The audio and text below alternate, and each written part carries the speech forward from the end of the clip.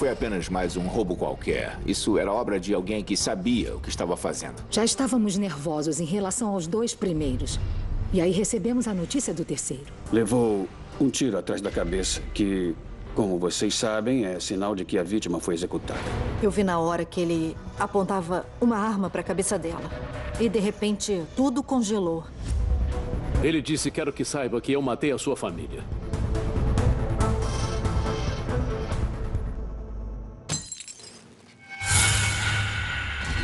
As vítimas tinham sido acordadas por alguém que invadiu a casa delas usando uma máscara de palhaço.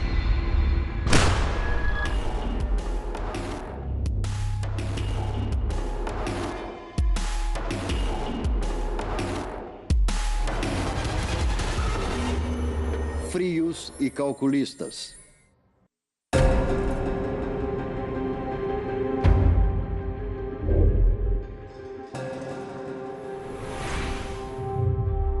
Recebi uma ligação muito tarde da noite, dizendo que tinha acontecido um homicídio num imóvel no 37º quarteirão, na 7ª Avenida. Começamos a investigar a invasão do imóvel que ocorreu pela janela. E procuramos impressões digitais, arranhões, marcas de sapatos, qualquer coisa que levasse até o assassino. As linhas telefônicas da casa tinham sido cortadas com o que achamos ser um alicate. Isso tudo parecia indicar que o ladrão tinha bastante experiência em arrombamento de casas. Em seguida, o ladrão foi até o quarto de dormir. Alguma testemunha? A esposa e a filha, e foram levadas para a delegacia. A vítima era John Henry Cepeda. O Sr. Cepeda levou um tiro no peito. A bala atravessou o meio do peito e penetrou no coração dele. Ele provavelmente morreu em 15 ou 20 segundos depois de levar o tiro.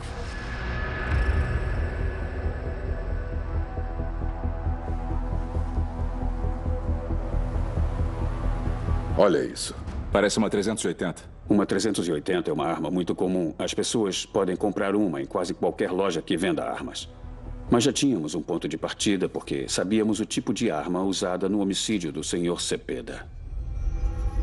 Os investigadores realizaram buscas dentro e fora da casa à procura de impressões digitais e marcas de sapatos. Qualquer coisa que indicasse quem era o assassino. Não encontramos nada mais fora do lugar dentro da casa dos Cepeda. Nada que a gente achasse que o assassino tivesse tocado. Não foi apenas mais um roubo comum. Isso era obra de alguém que sabia o que estava fazendo.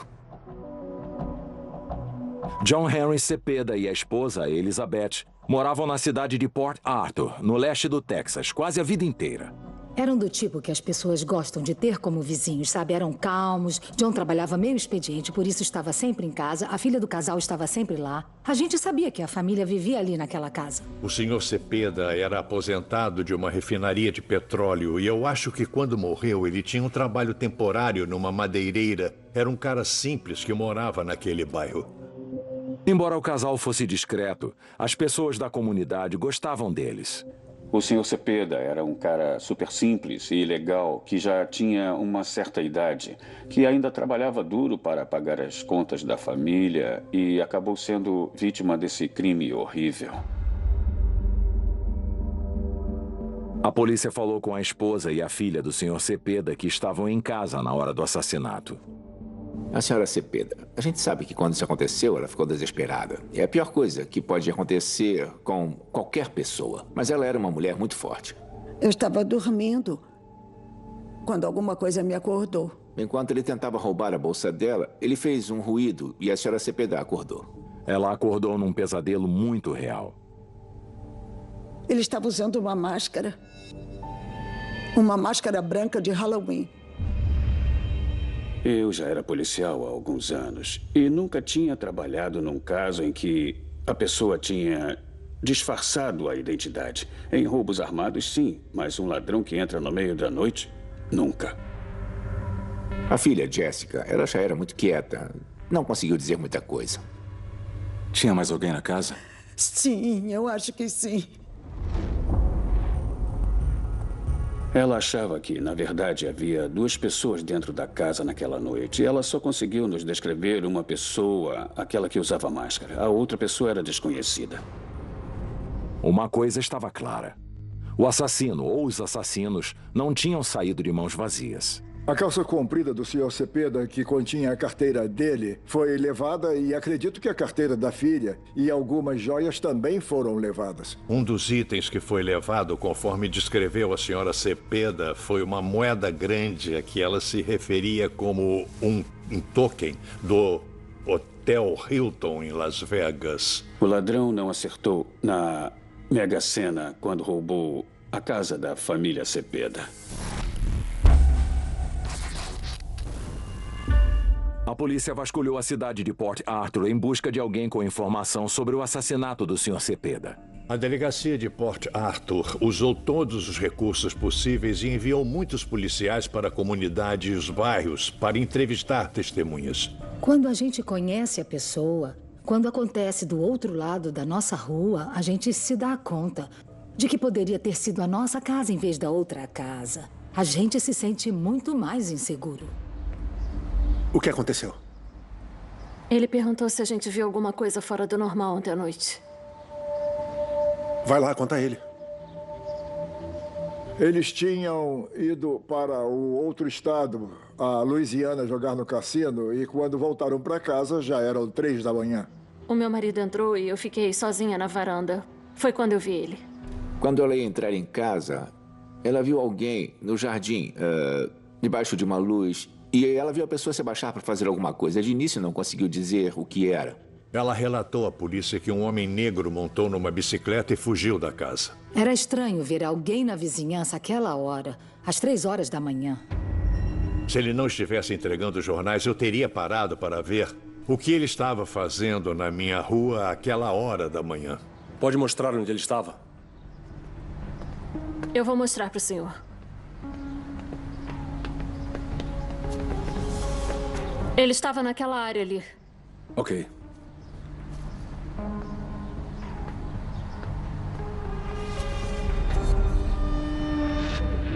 Uma carteira foi encontrada no jardim de uma casa a poucos metros da casa do Sr. Cepeda.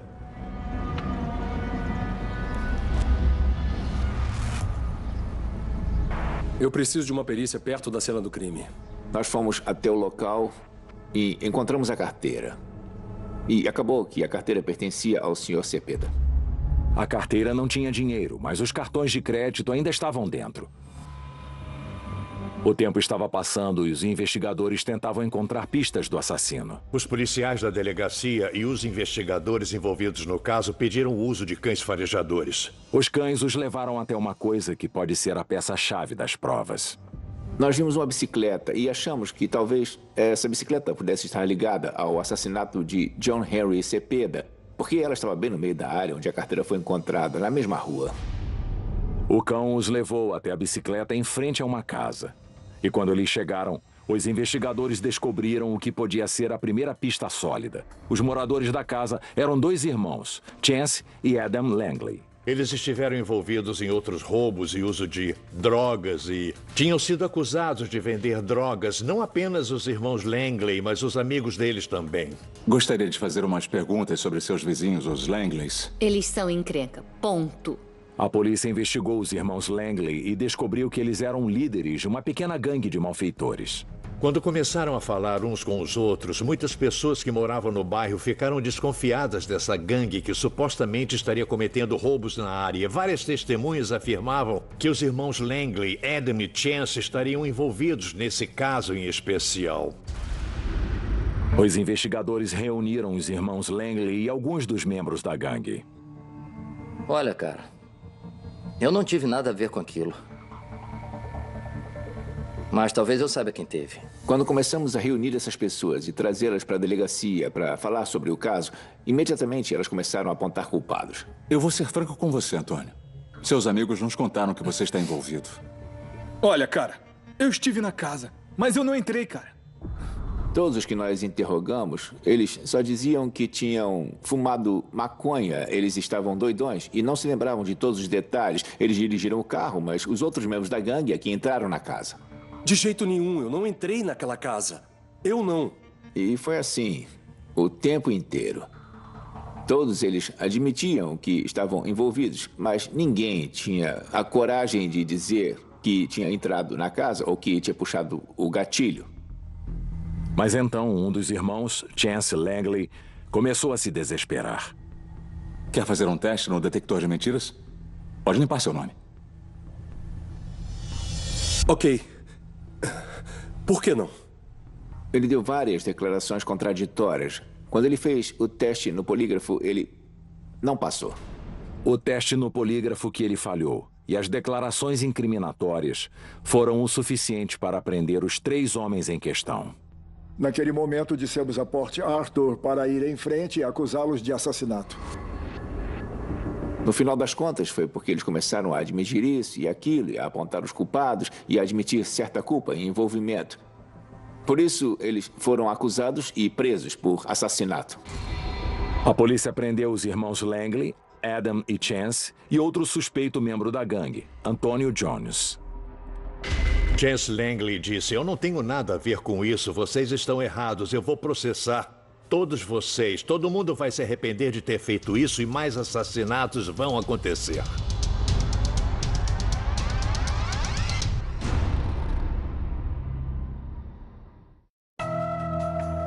Um homem levou um tiro e foi morto dentro de casa em Port Arthur, no Texas. E a esposa dele, que sobreviveu, fornece uma descrição arrepiante.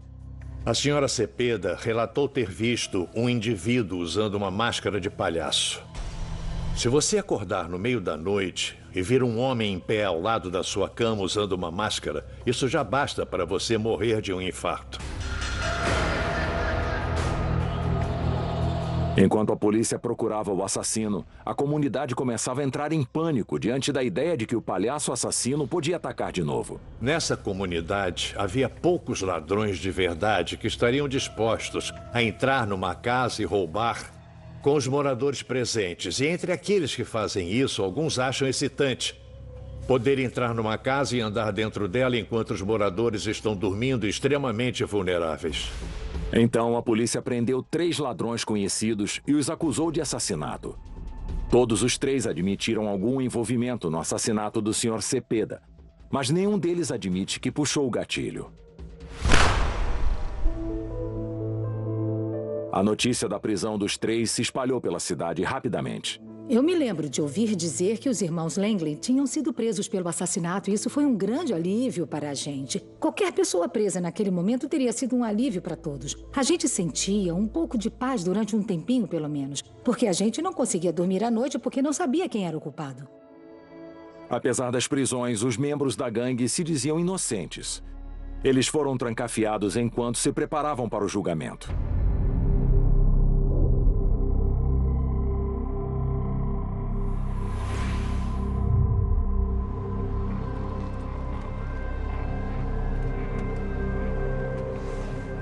Nós fomos enviados para a mesma região onde ficava a casa de Cheryl de Leon. É possível que seja um assassinato. Pode acionar mais uma unidade e o pessoal de homicídios. Cheryl levou um tiro e morreu na varanda da casa dela. Cheryl de Leon estava caída de barriga para baixo. A pessoa que matou Cheryl naquele dia simplesmente chegou até ela e ela nem se deu conta de que estava sendo atacada. Ou conhecia a pessoa e permitiu que se aproximasse. Os investigadores vasculharam a cena do crime atrás de pistas. A bolsa dela ainda estava lá. Era muito estranho o fato de Cheryl de Leon ter sido morta assim porque a casa dela não foi roubada. Ei! 380. Mais uma vez, uma cápsula 380 foi encontrada. Uma 380. Era o mesmo calibre de arma usado para matar John Cepeda. Essa seria uma coincidência? Os investigadores vasculharam a área, mas não encontraram nada sólido. Pelo menos uma testemunha afirmou ter visto um homem negro, mas outras testemunhas disseram ter visto um homem branco também. Por isso o caso ficava cada vez mais complicado. Eram pistas pequenas que tinham que ser seguidas. Pelo visto, o assassino tinha escapado.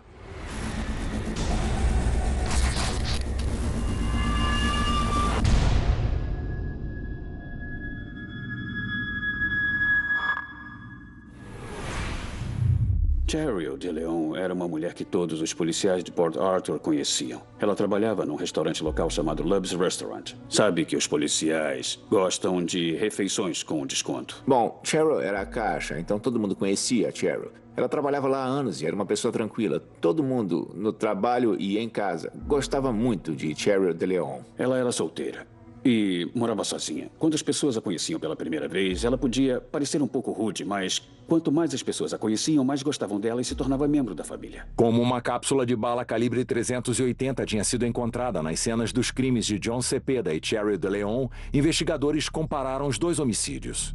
Na época do assassinato de John Cepeda, era realmente raro um ladrão atirar e matar a vítima dentro de casa. Era muito incomum. Normalmente, ladrões tentam arrombar uma casa que não tenha cachorros ou sistema de alarme. Mas a munição era semelhante. O assassinato de Cheryl não se parecia com o assassinato de John Cepeda. Nesse caso era um pouco diferente, porque a vítima estava do lado de fora da casa e não dentro. A dinâmica é um pouco diferente aqui. Se houvesse uma ligação entre os assassinatos, no momento ela era pouco clara. De cara, os casos eram diferentes. Foi de dia, foi no começo da tarde, ainda não tinha escurecido. Mas estávamos tentando estabelecer algum tipo de conexão. E se os dois assassinatos estavam ligados, como a gangue dos Langley se encaixava na história? Afinal, eles estavam atrás das grades quando Cheryl foi assassinada e não poderiam estar envolvidos no assassinato. Os vizinhos sentiram quando a polícia prendeu a gangue dos Langley e de repente acabou. Todo mundo já estava um pouco nervoso, mas aí soubemos de outro assassinato e então começou tudo de novo, toda a ansiedade de novo.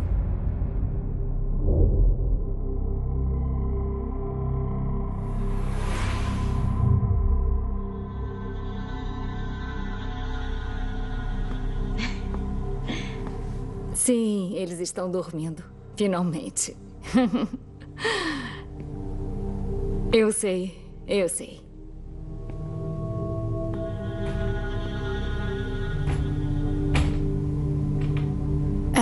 Espera aí. Tem alguém na porta.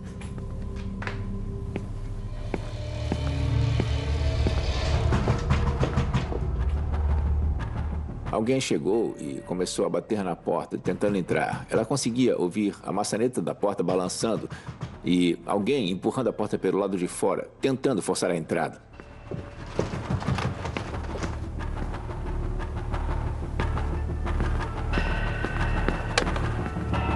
Alguém estava lá fora, mas já foi embora. Alô? Alô? Ela tentou ligar, mas a linha telefônica não respondia. Não havia sinal.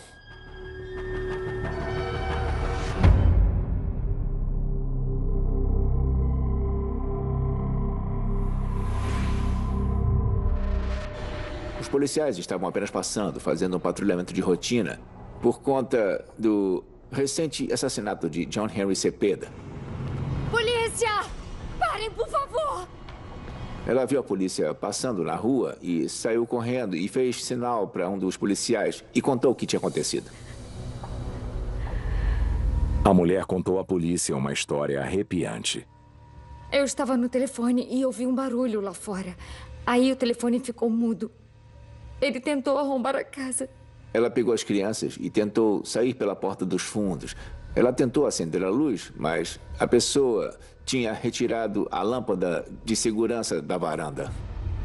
Eu não podia ligar para a polícia e tinha medo de ir lá fora.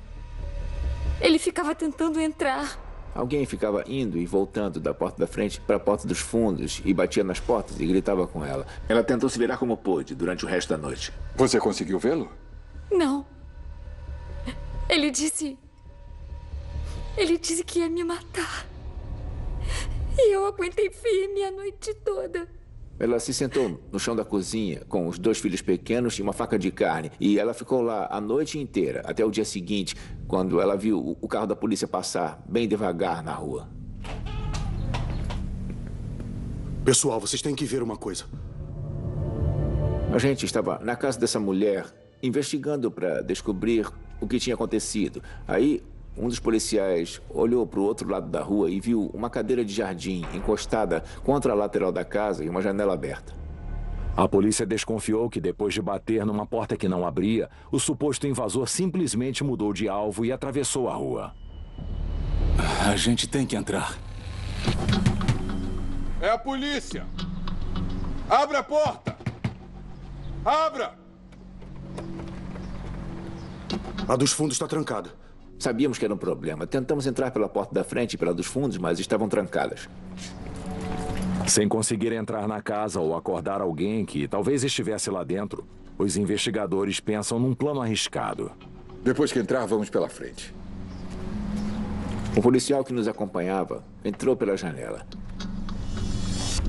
Ele seguiu as nossas instruções para que não fosse a nenhum outro lugar dentro da casa, que fosse direto para a porta, porque não sabíamos se ainda tinha um suspeito na casa.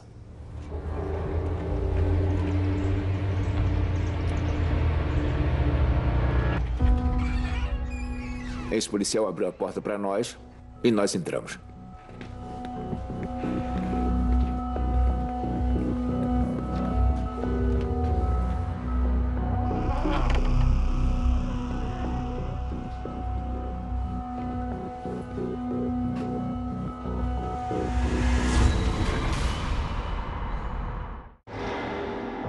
Em Port Arthur, no Texas, os investigadores agora tinham que resolver 3 assassinatos no mesmo bairro em que John Cepeda fora morto.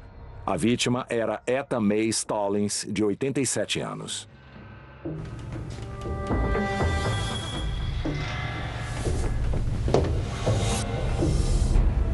$380? Quase positivo. Várias coisas na casa da Sra. Stallings eram parecidas com o crime que aconteceu com o John Cepeda. O assassino tinha entrado por uma janela. As linhas telefônicas tinham sido cortadas e tinha uma cápsula de bala calibre 380 dentro da casa. Sem saber nada naquele momento, aqueles 3 elementos combinavam. Além da cápsula de bala calibre 380, o assassino não deixara mais nenhuma pista para os policiais investigarem. Mais uma vez, tínhamos voltado para a estaca zero e a informação era limitada. Não descobrimos nada dentro da casa que pudesse nos ajudar a identificar o assassino.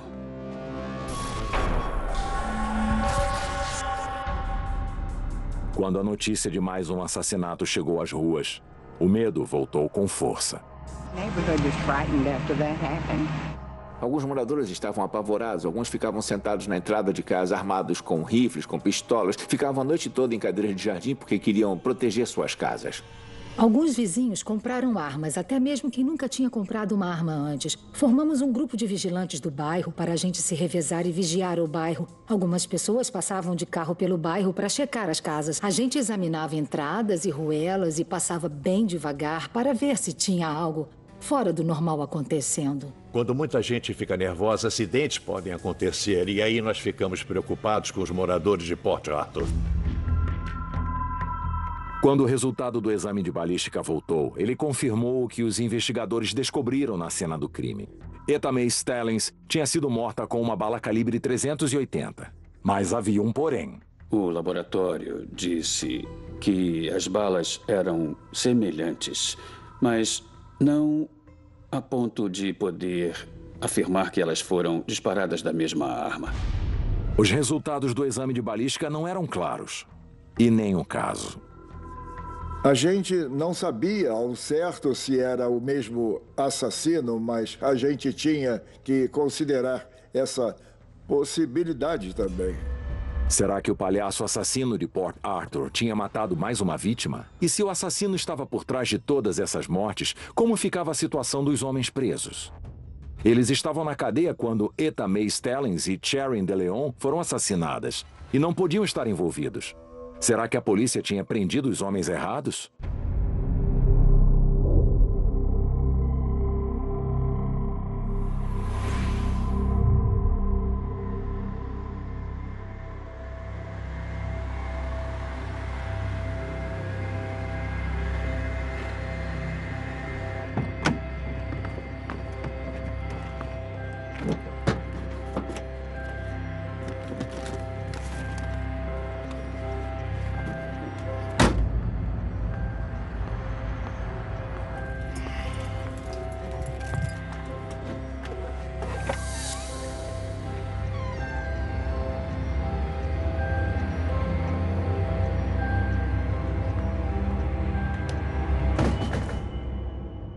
Um morador que tinha viajado de férias voltou para casa. Quando ele chegou, encontrou um homem negro morto no chão. É claro que ele chamou a polícia imediatamente. A vítima foi identificada como sendo Albert Bowden. Albert Bowden tinha um ferimento à bala na parte de trás da cabeça, o que fazia o crime parecer uma execução. Era bem diferente dos outros crimes, porque as outras vítimas tinham sido baleadas na região do peito. Mas tinha algo familiar na cena do crime. Dá uma olhada nisso. Era mais uma cápsula de bala calibre 380 na cena do crime e no mesmo bairro. Portanto, poderia ser o mesmo assassino. Será que o assassino mascarado tinha assassinado Albert Bowden também? Para descobrir isso, a polícia começou a investigar tudo sobre Albert Bowden. E tentou descobrir por que ele foi morto dentro daquela casa. Albert era conhecido por ser um ladrão de residências e vários outros crimes, mas nada violento. Encontramos um corpo na casa que pertencia a outra pessoa e ele levou um tiro e foi morto. Os detetives investigaram o dono da casa para descobrir se, ao chegar em casa e encontrar um homem, ele tinha atirado nele. Essa hipótese foi descartada. Então, eles começaram a fazer a vitimologia para descobrir quem era Albert Bowden, com quem ele andava, esse tipo de coisa. Parece que o Bowden tinha uma esposa e ela procurou por ele. Ela tinha registrado o desaparecimento dele. Por isso, quando o corpo dele foi encontrado, era primordial fazer contato com ela. A evolução natural seria falar com a família e os amigos dele, parentes, descobrir que tipo de relacionamentos ele mantinha. Quem viu Albert pela última vez? Conhece alguém que pudesse querer machucar o Albert? Alguém com quem ele não se desse bem? Elroy. Elroy? Meu irmão. Elroy Chester era cunhado de Albert Bowden. Ou seja, Albert era casado com a irmã de Elroy.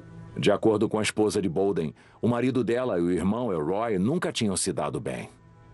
Sabe onde está o Elroy? Às vezes ele fica com meu pai. Acabou de ser solto da prisão. O Sr. Chester foi um ladrão no passado. Acho que já tinha sido preso por roubo e assalto. Esse tipo de crime, nunca por nada violento que eu me lembrasse. Os investigadores encontraram Elroy. Ele era um homem negro, alto e magro e de pele clara. O cabelo dele era cortado rente à cabeça. Quero fazer algumas perguntas sobre Albert Bowden. Eu ouvi falar sobre isso. Ele levou um tiro quando estava invadindo uma casa. Chester admitiu que ele e Bowden não se davam bem, mas negou que teve qualquer coisa a ver com o assassinato. Não, cara. Eu já não vejo ele há mais de um mês. Ele disse que era inocente, que não tinha matado o cunhado. Nós nunca tivemos problemas com ele e normalmente toda vez que ele se metia em encrenca, acabava admitindo que era culpado. Ele ainda era um suspeito, mas eu acho que eles acreditavam que ele nunca teve nada a ver com os assassinatos. Mas depois de 4 assassinatos em 4 meses, a cidade de Port Arthur entrou em pânico. As emoções estavam a toda em relação a isso, porque fugia completamente à norma dessa comunidade. Por isso, todo mundo estava muito tenso. A polícia parecia não conseguir impedir a onda de criminalidade. Era muito estressante, não apenas para a nossa comunidade, como também para a nossa polícia. Eu tenho certeza de que o nosso chefe de polícia devia estar sendo cobrado pelos chefes dele.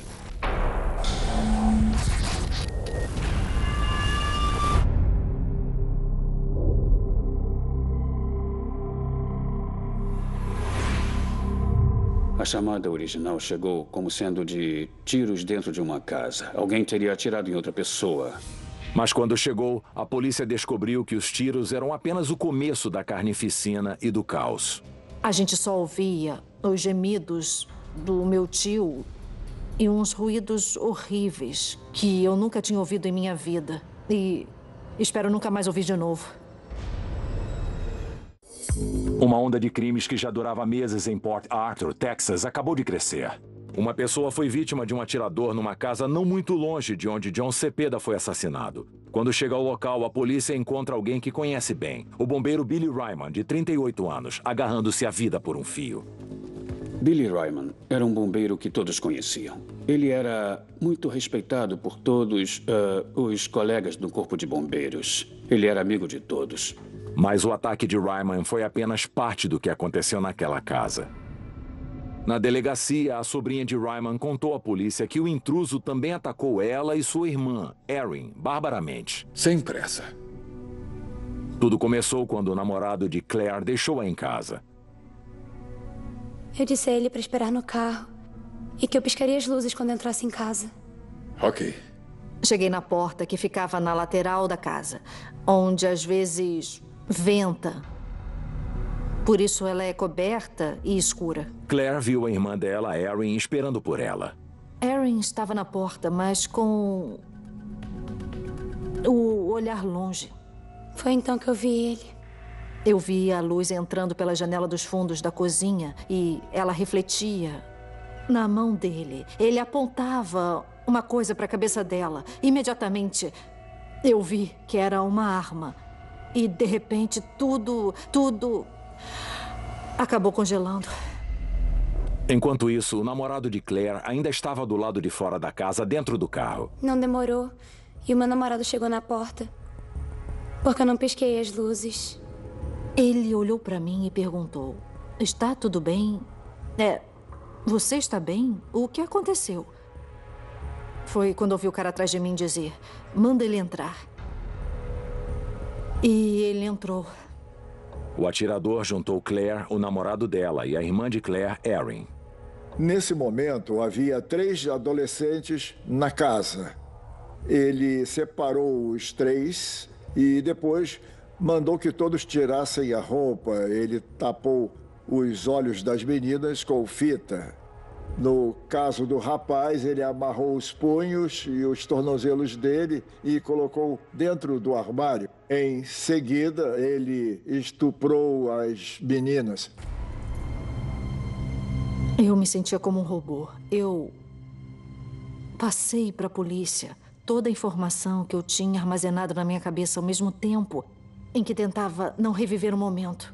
Mas, sabe, era só isso que eu tinha. Era como se eu estivesse narrando um filme. Na hora em que o crime estava acontecendo, o tio delas, Billy Ryman, chegou em casa. Quando Ryman entrou, o homem atirou nele e fugiu. Elas conseguiram trancar a porta e impedi-lo de voltar a entrar na casa. Acho que foi isso que salvou a vida delas. Enquanto isso, apesar de todos os esforços dos médicos, Billy Ryman morreu no hospital. Eu fui voando para o hospital em Port Arthur, mas quando cheguei lá, eu logo vi o que tinha acontecido. Só de olhar para as pessoas, o corpo de bombeiros em peso já estava lá e todos choravam e estavam arrasados. Eles fizeram todo o possível para salvar o tio Billy, mas ele não sobreviveu. E eu contei à minha mãe. Eu estava ali na delegacia e abracei a minha mãe enquanto ela chorava. Porque eu sabia que ele tinha morrido. Ele sempre cuidava de todo mundo, até mesmo de gente que era só amigo de amigo, e família, e o pessoal da vizinhança, a garotada do bairro. Ele era assim. Ele era especial, ele protegia as pessoas. Na cena do crime, os investigadores encontraram algo familiar. Um grupo de detetives que investigou o interior da cena do assassinato de Ryman encontrou a cápsula de uma bala calibre 380. A cápsula de uma bala 380 e a descrição de uma testemunha que sobrevivera ao ataque do assassino. Eu forneci à polícia a descrição das roupas que ele estava vestindo. Ele usava um tipo de broche, alguma coisa, na jaqueta ou na camisa que ele vestia. Ele estava usando calça comprida escura, ele usava sapatos escuros. Ele era afro-americano, mas tinha pele clara.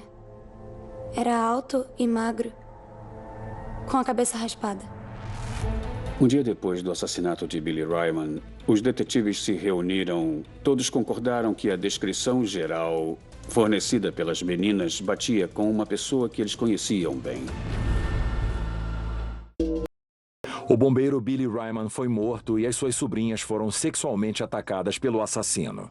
A descrição que Claire de Leon fez do homem que a atacou batia com uma pessoa com quem a polícia já conversara em relação a uma série de assassinatos em Port Arthur. As vítimas descreveram um homem negro, magro e alto. A partir do jeito dele e de outros detalhes das descrições, a polícia concluiu que ele era Elroy Chester. Acreditava-se que o homem a ser preso pela morte de Billy Ryman era Elroy Chester. Por isso, imediatamente, ele se tornou um suspeito. A polícia aguardava do lado de fora da casa de Elroy. Quando ele saiu, eles o prenderam. Na manhã seguinte, Elroy pediu para falar com Tim Smith, um investigador da promotoria. Eu tinha trabalhado como detetive nos anos 80. Tinha lidado com ele várias vezes desde quando ele estava na escola. Você está encrencado, Elroy. Ele ficou nervoso porque sabia que foi pego. Estava preso numa situação e não sabia como sair dela. Que isso, cara? Você me conhece. Sabe que eu não fiz isso. Ele olhou bem nos meus olhos e tentou me convencer de que era inocente. E é claro que eu tentei mostrar a ele que não estava funcionando. Você sempre foi honesto comigo, Chester. Tá na hora de ser homem e admitir o que fez. Eu simplesmente expliquei a ele, tipo, Elroy, a gente se conhecia há muito tempo. Eles te pegaram, você tem que acertar as contas. Você sempre fez isso antes. E no final, ele simplesmente disse, ok, eu vou te contar tudo que você quer saber. Ele admitiu que matou Billy Ryman e que agrediu sexualmente as sobrinhas de Billy. Portanto, naquele momento, parte do problema estava resolvido. Quando começou a falar, Chester não parou mais. Ele também confessou que matou o cunhado, Albert Bolden. Ele contou à polícia que convenceu o cunhado a ajudá-lo a praticar o roubo. Fez o cunhado entrar na casa primeiro e atirou na cabeça dele, que foi o que encontramos na casa. Na manhã seguinte, os investigadores conseguiram um mandado para realizar uma busca na casa de Elroy. Uma das coisas que sempre tentamos fazer nesses casos é corroborar a confissão. Caramba. Olha só isso. Em cima da lareira estavam todos os objetos que ele pegara nos roubos que eu estava investigando há meses. Eram souvenirs diferentes que ele levara de cada um dos assassinatos, das agressões sexuais, de todos os homicídios. Ao ser confrontado com o que os investigadores acharam em sua casa, Chester confessou que também matara John Henry Cepeda, Etta Mae Stellings e Cheryl de Leon. E forneceu aos detetives os detalhes de como cada crime ocorreu. Ele nos mostrou como ele entrava pela janela e cortava as linhas telefônicas. Ele também contou aos investigadores onde a arma do crime estava escondida dentro da casa dele. No segundo andar, havia mais um pequeno espaço dentro do sótão.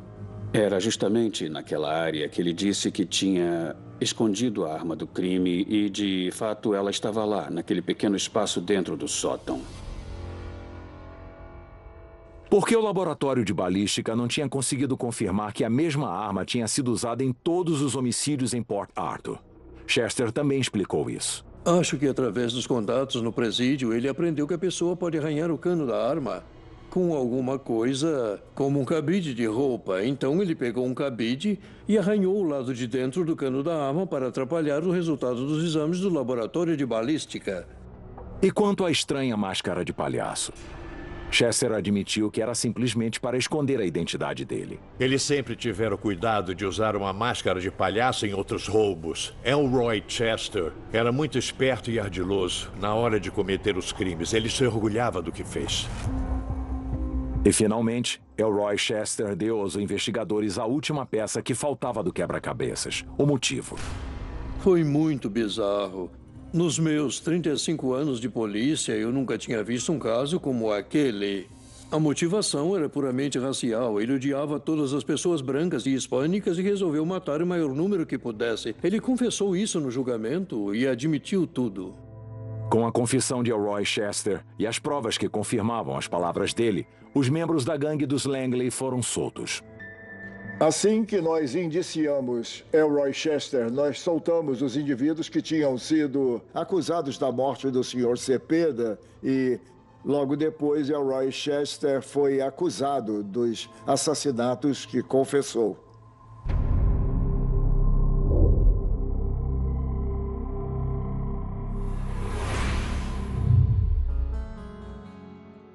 Os jurados levaram apenas 12 minutos para condenar Elroy Chester e sentenciá-lo à pena de morte com uma injeção letal.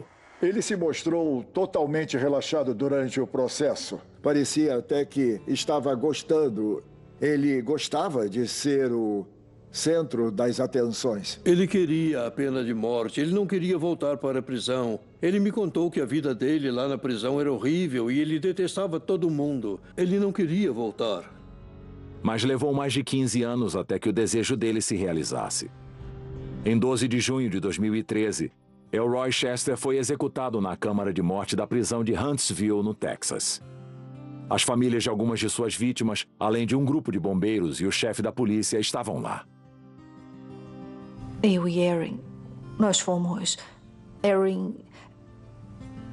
Ela olhou para ele e não conseguiu ficar lá. Eu fiquei bem na frente e no meio, olhei para ele o tempo todo e não me mexi. Apenas esperei. Ele disse, quero que saibam que eu matei as pessoas que vocês amam. E ele disse, se vocês não conseguirem me perdoar, é isso entre vocês e Deus. Para as pessoas que foram diretamente afetadas pela maldade inexplicável de Elroy Chester, o perdão ainda pode demorar muito tempo. Ele roubou a nossa confiança, a nossa segurança. As pessoas não valorizam o fato de estarem seguras em suas casas. Até quando isso acontece. E agora, mesmo 20 anos depois, o que houve ainda afeta as nossas vidas. Eu acho que nós nunca vamos acordar totalmente desse pesadelo.